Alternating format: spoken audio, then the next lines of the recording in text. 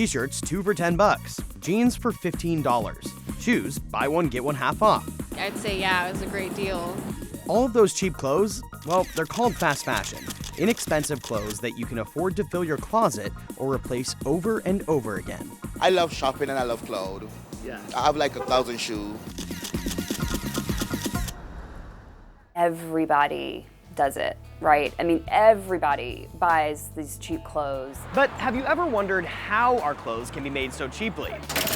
It's nearly impossible to do here in the United States with our restrictions on how young people can be and how many hours they can work, our minimum wage laws, and our requirements for safety. That's why you rarely see Made in the USA on any tags. Is that ever a consideration for you guys when you think about buying clothes from, any of the stores around us? I mean, the right answer would be yes, but I mean, clearly not. No. As long as you get the deal, that's what really matters. Exactly. But other countries don't have all those rules. I was on the hunt to discover how the clothes we buy can be made in bulk for so cheap. First, I took a look at where many of these clothes are made. This says it was made in Indonesia. These shoes were made in China. Made in Cambodia. Made in Bangladesh. Made in Bangladesh. Made in Bangladesh. Made in Bangladesh. And that took me on a journey to a developing country halfway around the world. Bangladesh is one of the largest clothing producers in the world. It's become a popular place for manufacturing because of its ability to crank out huge amounts of clothing and other goods at really low prices. I met 19-year-old Pasol and his sister Nipur, who get up every day to head to work in one of the estimated 7,000 clothing factories in Bangladesh.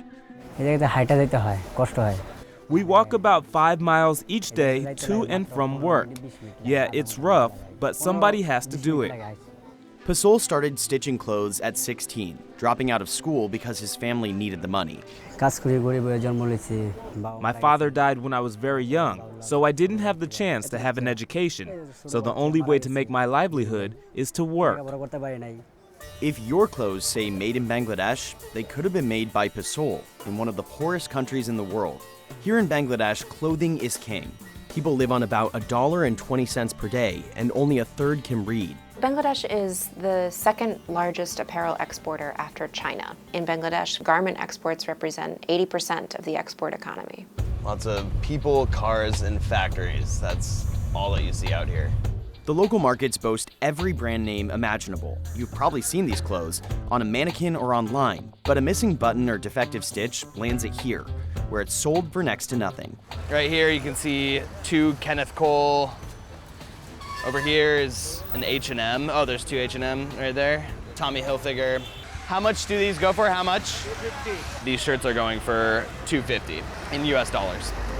According to many experts, the clothing industry in Bangladesh has helped improve people's lives, bringing in jobs and boosting the economy, providing a basic income for millions who would otherwise have nothing. You think about Bangladesh's economic growth, its desire to move up into a middle-income country. A lot of that is fueled by garments. But the thing that makes Bangladesh's clothing industry so successful, making clothes for cheap, also has a high and sometimes deadly cost.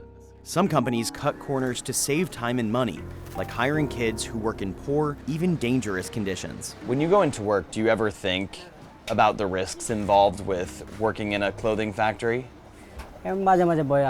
Yeah, I mean, I get scared. The building shakes a lot, and the girls and the boys, everyone gets scared. Tomorrow we head inside some of the factories to see what Made in Bangladesh really means for the people. Tom Hansen, Channel 1 News.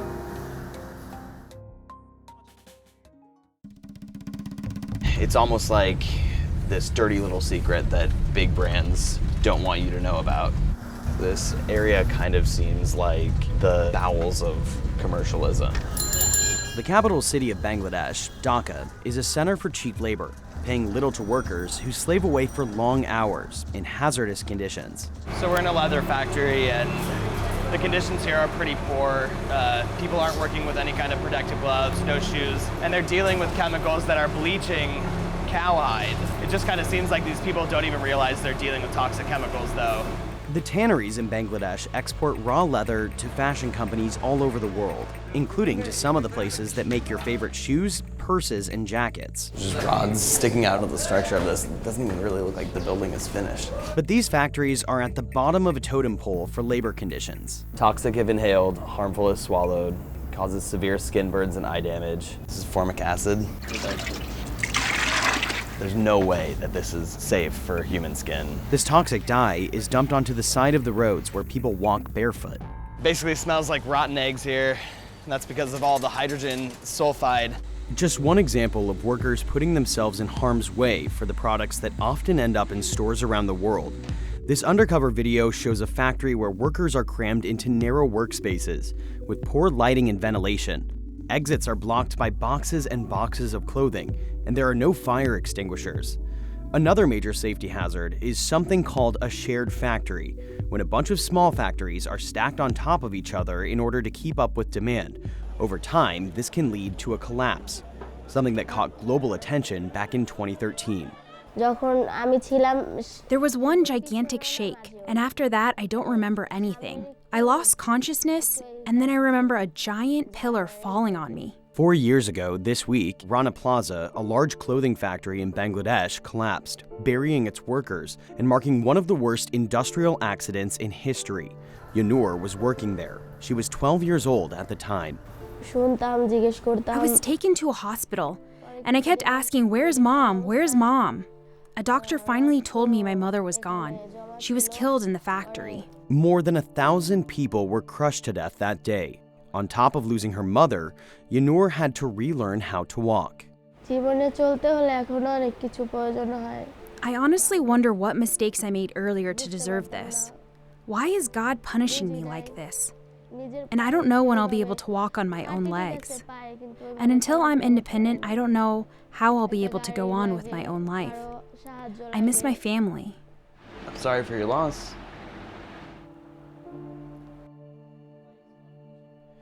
Today, the wounds of Rana Plaza still haven't quite healed. For some families, they never will. But the tragedy did shine a spotlight on the dangers of cheap garment production. I think that much more needs to be done. And there has to be now a practical discussion of how do you actually fix factories, especially those small factories. Bangladesh passed laws requiring stricter rules on working conditions and regular inspections. Now we are making again, new factories are coming up, green factories are coming up. The best factory in the world is in Bangladesh. But critics say few of the problems have actually been fixed. Siddiqur Rahman, the president of the Bangladesh Garment Manufacturers and Exporters Association, was quick to assure us that working conditions after Rana Plaza had improved. You can say now our almost all the factories are 100% safe.